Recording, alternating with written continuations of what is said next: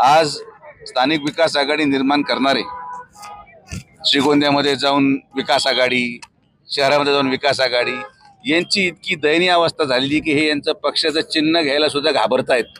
ही परिस्थिती आम्ही यांची करून ठेवली आहे। तरी सुद्धा आघाडी निर्माण करून कुठलं जरी चिन्ह घेतलं तरी निकाल बदलत नाही। अहिल्यानगरच्या जनतेने मागचे 1 वर्ष जे सहन केलं, जनतेला देखील कळालं आहे की आता काही उपयोग नाही, महायुती बरोबर राहिल्याशिवाय विकास होऊ शकत नाही आणि तुम्हाला येणाऱ्या निवडणुकीमध्ये त्याचं चित्र स्पष्ट दिसेल।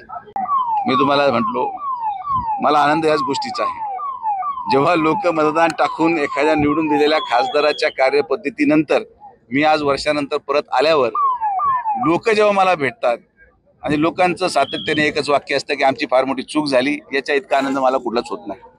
आणि तुम्हाला मी सिद्ध करून दाखवतो की येणाऱ्या कालावधीमध्ये जेव्हा कधी परमेश्वराच्या आशीर्वादाने निवडणूक लागेल तर समोर हाच उमेदवार असावा आणि निकालामध्ये तुम्हाला मी अतिशयोक्ती सांगणार नाही।